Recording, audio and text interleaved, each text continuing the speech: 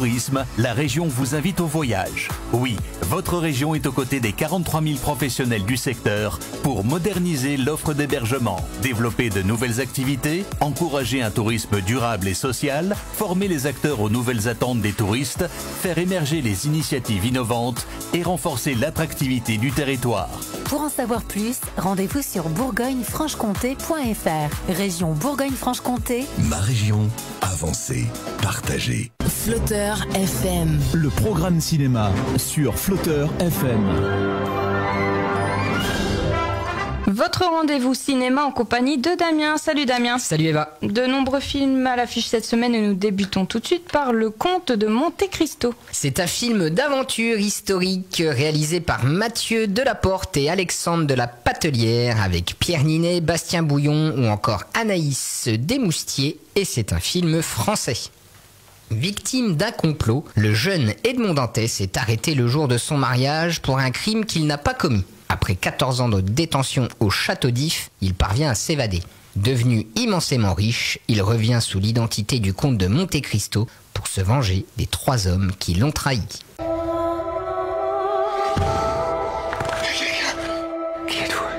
Je suis l'abbé Faria. Edmond, je te porte le plus grand trésor que la terre ait jamais porté. Et je sais où se trouve le trésor. Mais que feras-tu de cette fortune? Feras-tu le bien ou laisseras-tu ton cœur s'emplir de haine? À partir de maintenant, c'est moi qui récompense. Et c'est moi qui punis. Qui êtes-vous? Je suis le comte de Monte Cristo.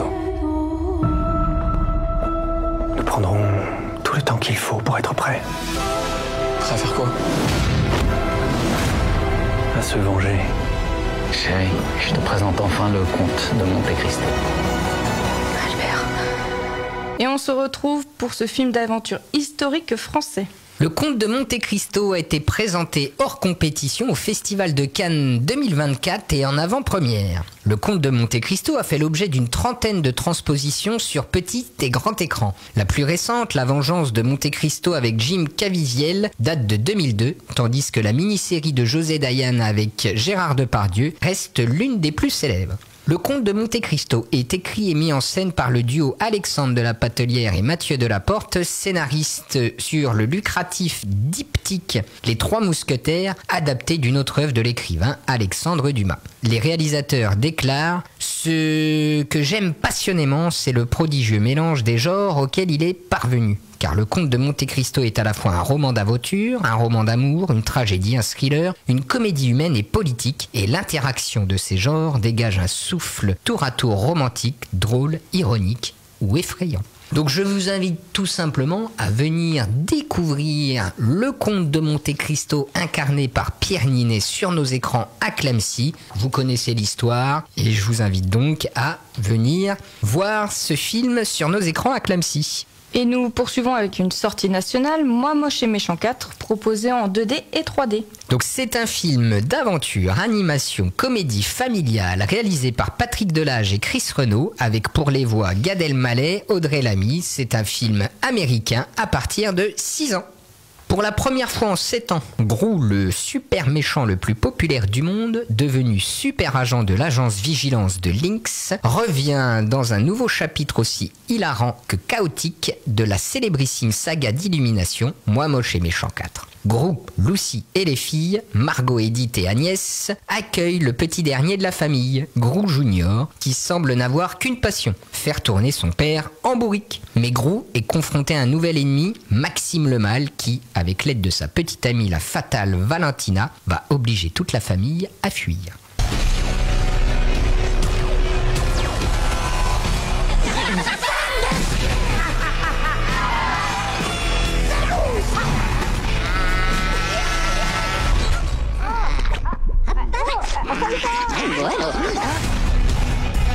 Voilà pour toi, Britney. Tu peux pas dire que je m'appelle Britney. Ce serait un mensonge. Pourquoi tu fais pas un peu comme ta sœur Edith? Elle ment, elle arrête pas. Non, c'est pas vrai. Ah tiens, regarde, elle vient de mentir encore. Et en beauté, il faut reconnaître. Et nous vous parlons bien sûr de cette sortie nationale proposée en 2D et 3D. Moi moche et méchant 4 est donc la suite de Moi moche et méchant 3 et constitue le 6e film de la franchise après Moi moche et méchant en 2010, Moi moche et méchant 2 en 2013, Les Mignons en 2015, Moi moche et méchant 3 en 2017 et Les Mignons 2 Il était une fois Gros en 2022.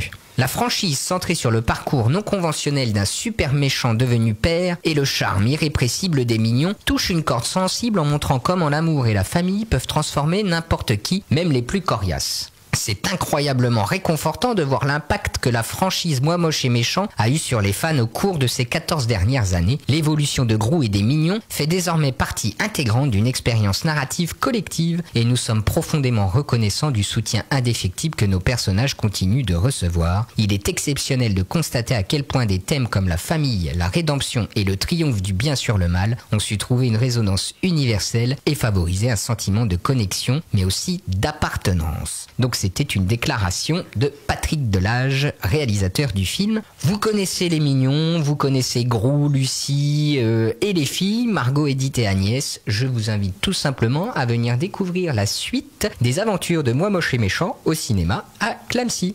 Et nous poursuivons avec un film en version française et version sous-titrée, The Biker Rider. C'est un film policier-drame réalisé par Jeff Nichols avec Austin Butler, Jodie Comer ou encore Tom Hardy. C'est un film américain et attention, il y a un avertissement. Des scènes, des propos, des images peuvent heurter la sensibilité des spectateurs.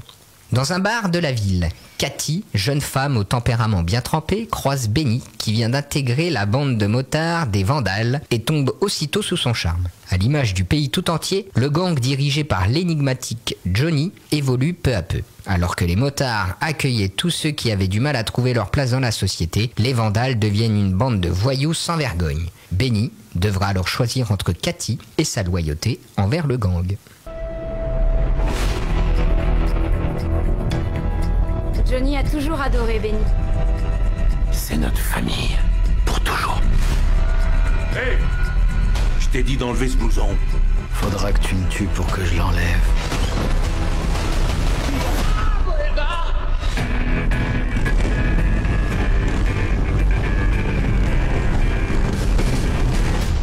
Je veux pas de problème. Je te laisse te tirer. Qu'est-ce qu'on fait du bar? On le brûle. Et nous nous retrouvons pour ce drame policier américain.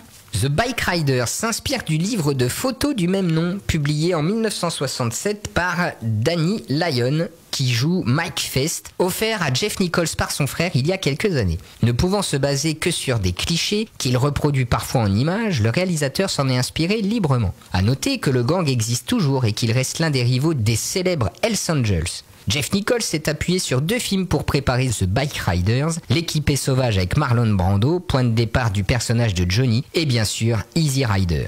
A noter que Norman Reedus, célèbre pour son personnage de Daryl dans The Walking Dead, incarne un motard issu d'un autre groupe au look pour le moins marquant. Donc pour les amoureux de moto, de Harley Davidson, etc., ou tous ceux qui sont intéressés par les histoires de gangs de motards, alors il y a les très connus Hells Angels, et là cette fois-ci on vous parle des Vandales, qui existent toujours et qui sont donc les ennemis jurés des Hells Angels. Je vous invite à découvrir ce film policier dramatique sur nos écrans à Clamecy. Et nous poursuivons avec le film Survivre. Un film d'action science-fiction thriller de nationalité française réalisé par Frédéric Jardin avec Émilie Dequesne, Andreas Pitchman ou encore Lisa Delamarre. Et attention, le film est interdit aux moins de 12 ans.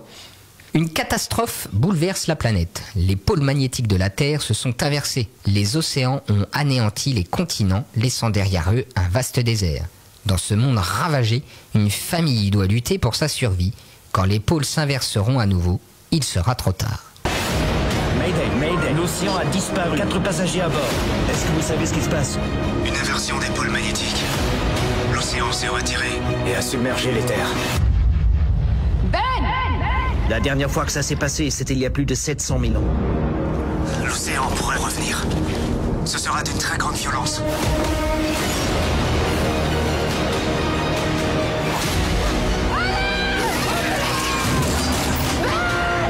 C'est quoi ce merde?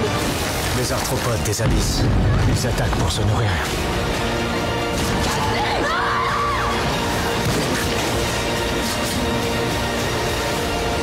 Ça arrive.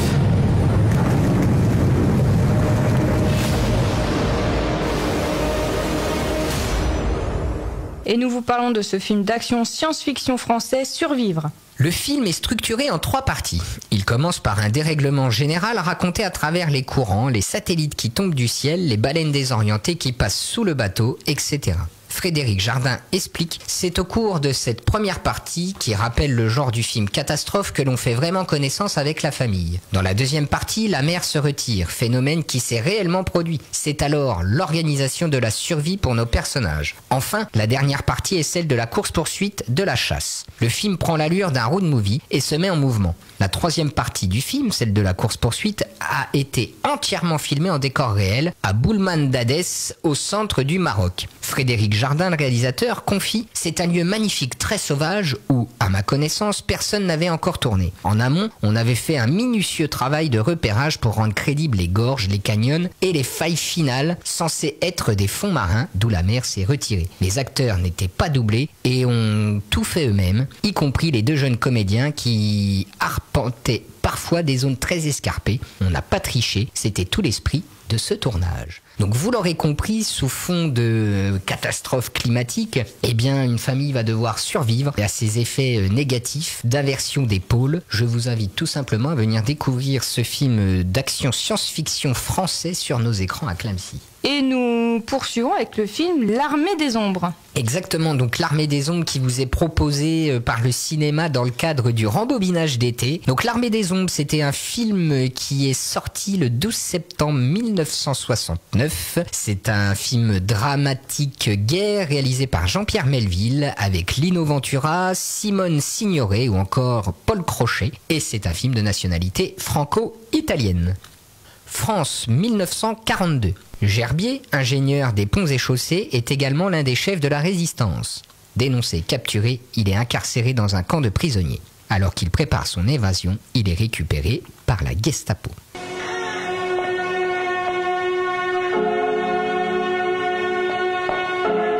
Mathilde est une femme merveilleuse, plus encore que vous ne le pensez.